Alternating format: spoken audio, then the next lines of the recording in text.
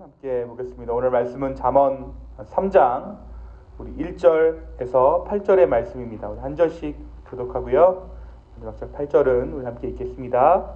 내 아들아, 나의 법을 잊어버리지 말고 내 마음으로 나의 명령을 지키라.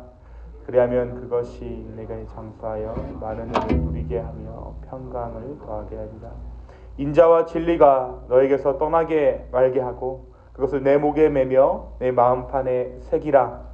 그리하면 내가 하나님과 사람 앞에서 마음과 귀 중력임을 받으리라. 너는 마음을 다하여 여호와를 신뢰하고 너의 명철을 의지하지 말라.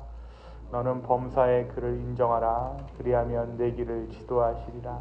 스스로 지혜롭게 여기지 말지어다. 여호와를 경외하며 악을 떠날지어다.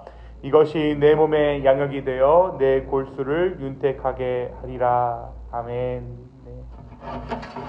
네, 오늘은 다 같이 잠언 3장의 말씀을 이렇게 묵상합니다. 우리가 어제 말씀 잠언 2장에서 지혜를 찾아야 한다, 지혜를 구해야 한다라고 함께 나누었습니다. 정말 간절한 마음으로, 지혜를 사모하는 마음으로, 귀한 것을 찾는 마음으로 지혜를 우리가 힘써 구해야 한다는 어제의 말씀 가운데 우리가 함께 은혜 나눌 수 있었죠. 그런데 오늘 우리가 함께 나누게 되는 잠언 3장은 잠언 2장보다 더욱더 적극적인 어법을 사용해서 지혜를 왜 찾아야 하는지 그 이유에 대해서 이야기하고 있어요. 특별히 잠언 3장을 보면 5절부터 12절은 하나님과의 관계를 이야기합니다. 그리고 13절부터 20절은 지혜로 말미암아 얻게 되는 유익에 대해서 이야기해요.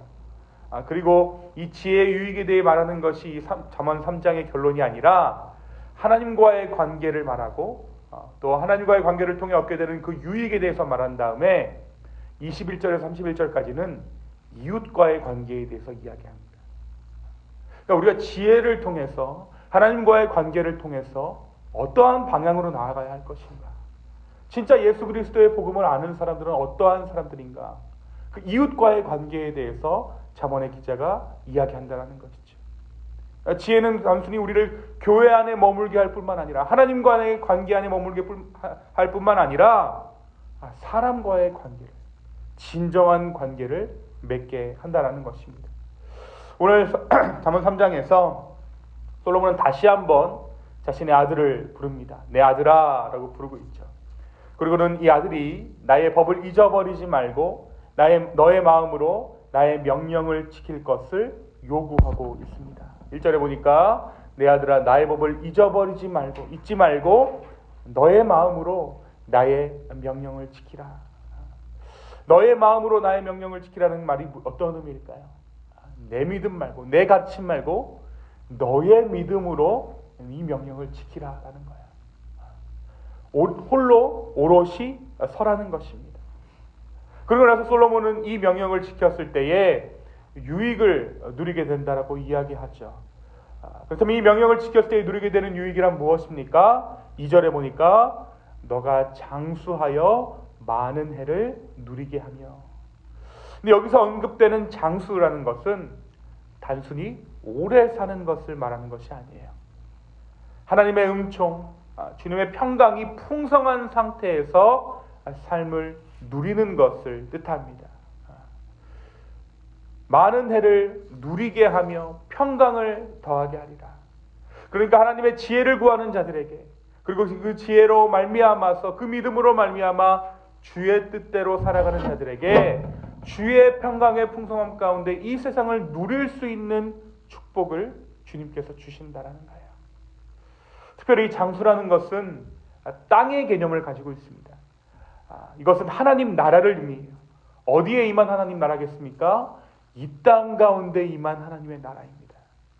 다시 말해 주님의 지혜로 우리가 이 땅을 살아갈 때에 우리는 이 땅에서 하나님 나라의 삶을 살아가게 되는 것이죠. 저는 우리 기쁨의 교회 모든 성도가 2024년 한 해 동안에 솔로몬이 자기 아들에게 약속했던 이 장수의 축복, 이 땅에서 하나님 나라를 살아갈 수 있는 축복을 누리게 되기를, 마음껏 누리게 되기를 소망합니다. 그래서 이 땅을 사는 동안에 하나님 나라의 풍성함, 하나님 나라의 윤택함을 마음껏 누리게 되면 물론 진짜 하나님 나라, 우리가 본향에 돌아갔을 때에 언젠가 마주하게 될 그 하나님 나라를 사모하게 되는, 진정으로 사모하게 되는 그러한 은혜와 축복이 우리의 삶 가운데 가득하게 되기를 예수님의 이름으로 축원합니다. 이어지는 3절에서 인자와 진리가 너에게서 떠나지 말게 하라 라고 이야기합니다. 아까 장수가 땅의 개념이라면 인자와 진리는 누구에게 속한 단어입니까? 하나님의 성품이에요. 하늘의 단어입니다. 이 인자와 진리를 너에게서 떠나지 말게 하고 그것을 내 목에 매며 내 마음판에 새기라. 그러니까 하늘의 것을 너의 마음 가운데, 이 땅에 있는 너희 가운데 새기라는 거예요. 이 명령은 늘 주님과 동행하며 살아라. 누가 동행하라고요? 하나님과 동행하라. 이 하나님과의 동행이 어떠한 것일까요? 중요한 부분이 있습니다. 이 하나님과의 동행은 바로 우리가 선택하는 문제예요. 이미 주님은 마음을 정하셨습니다. 우리와 동행하기로, 우리와 함께하기로 주님은 결단하셨어요. 우리가 이제 응답해야 한다는 것이죠. 우리가 주님을 인정하는 한, 우리가 주님을 동행하고자 한다면 하나님은 기꺼이 우리와 동행하신다는 거예요. 그렇다면 동행이란 무엇입니까? 주님과 함께하는 것입니다. 6절에 보니까 너는 범사의 모든 일에 그를 인정하라. 그리하면 너의 길을 지도하시리라. 이것이 동행입니다. 예를 들면 우리가 어떤 결정을 할 때에, 그리고 어떤 말을 할 때에 주님 앞에서 결정하고 주님께서 이 말을 기뻐하실까라고 한번 생각해 보는 것이죠. 그리고 나의 생각을 내려놓고 나의 계획을 내려놓고 주님을 기꺼이 따라가는 것, 그것이 바로 동행입니다. 그것이 오늘 말씀이 이야기하는 범사의 주님을 인정하는 것이죠. 나의 명철을 의지하는 것이 아니라, 나의 계획을 의지하는 것이 아니라, 나의 경험을 의지하는 것이 아니라 범사의 주님을 인정하는 것. 그것이 바로 주님께서 우리에게 원하시는 삶의 모습입니다. 솔로몬은 이 사실을 어디를 가나 반드시 기억하라 라고 이야기하는 것이죠. 바로 주님과 동행하는 자들에게, 범사의 그를 인정하는 자들에게 주어지는 축복이 있습니다. 그 축복이 무엇입니까? 바로 하나님과 사람 앞에서 존귀 여김을 받을 것이다. 4절에 보니까 그리하면 너가 하나님과 사람 앞에서 은총과 귀중히 여김을 받을 것이다. 이 참 귀한 말씀인 것 같아요. 먼저 주님께서는 하나님과 동행하는 자들에게 하늘의 복을 약속해 주셨죠. 이 땅의 가치, 썩어져 없어져 버리거나 시간이 지나면 바래져 버리는 그러한 것이 아니라 하늘의 것들을 우리 가운데 허락해 주신다는 거예요. 또한 어떻습니까? 사람들에게는 귀한 존재로 인정받게 된다는 것이죠. 여러분, 요즘은 귀한 것이 아닌 시대가 됐습니다.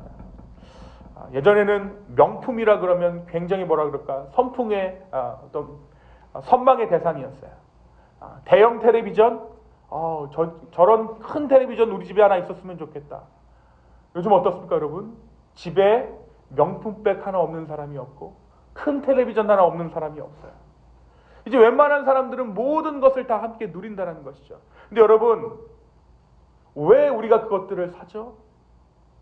우리가 존귀 여김을 받기 위해서 그런 것들을 구매하는 거잖아요. 그런데 어떻습니까?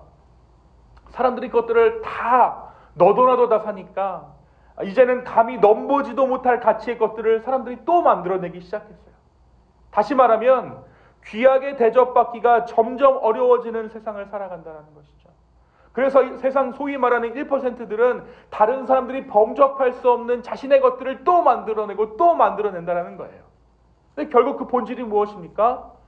귀하게 여김을 받기 위해서 이 사람들이 그런 짓을 한다는 거죠. 그런데 오늘 말씀이 이야기하고 있는 것이 무엇입니까? 그러한 것들을 손에 넣는다고 해서 존귀한 존재가 되는 것이 아니라는 거예요. 오히려 좋은 것 가졌으면서 그 인격과 삶이 천박한 사람들을 우리는 종종 마주하게 된다는 것이죠. 그런데 오늘 말씀이 약속하고 있는 것이 무엇입니까? 주님과 동행하는 자들에게 하나님과 사람 앞에서 귀한 사람 대접받게 된다는 것을 오늘 말씀이 약속하고 있는 것이죠. 너희가 존귀히 은총과 귀중히 여김을 받게 될 것이다. 하나님께서 너희의 삶을 보호할 것이다.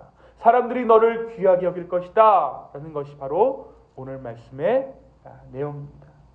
2024년 우리 모두가 주님과의 동행의 축복을 누릴 수 있게 되기를 소망합니다. 솔로몬은 계속해서 스스로 교만할 것을 멀리할 것과 하나님을 경외함으로 악에서 떠날 것을 이야기하고 있어요. 7절에 함께 보겠습니다. 스스로 지혜롭게 여기지 말지어다 여호와를 경외하며 악을 떠날지어다. 악의 시작은요, 여러분, 스스로 지혜롭게 여기는 것으로부터 시작됩니다. 사랑하는 성도 여러분, 복음을 듣기만 하는 사람은 스스로 지혜로운 줄 알아요. 그러나 복음을 살아내는 사람은, 복음을 사는 사람은 하나님을 경외함으로 악에서 떠나는 자들입니다. 2024년 듣는 복음을 넘어서, 아는 복음을 넘어서 살아내는 복음, 그 복음과 함께 2024년이 풍성하게 되기를, 하늘의 것들로 채워지는 놀라운 축복이 각 가정 가운데 넘쳐나기를 예수님의 이름으로 축원합니다. 이 시간 함께 기도하시겠습니다. 하나님 아버지, 오늘 이 아침 우리의 마음 아버지께 올려드립니다. 우리의 상황 아버지께 올려드립니다. 주님, 오늘 이 말씀이 이야기하는 것처럼 우리가 범사의 주님을 인정하기를 소망합니다. 주님과 동행하기를 소망합니다. 주여, 그러나 때로나 우리의 마음이 연약하여지고 완악하여서 교만하여서 하나님을 떠나설 때가 너무나도 많이 있습니다. 주여, 우리를 긍휼히 여겨 주십시오. 스스로 높아지고자 하는 우리의 마음을 낮추시고 주의 것들로 우리의 마음을 채워 주시옵소서. 2024년 동행의 한 해가 되기를 소망합니다. 아버지 하나님, 우리 가운데 역사하여 주시옵소서. 주님, 이곳에 모인 한 사람 한 사람 주님의 이름으로 축복합니다. 주여, 이들의 삶을 채우시고 이들의 삶 가운데 동행하고자 하는 마음이 있는데 주여, 마음에서 그치는 것이 아니라 행할 수 있는 믿음과 용기를 또한 허락하여 주시옵소서. 감사합니다. 이 모든 말씀 예수님의 이름으로 기도하였습니다. 아멘.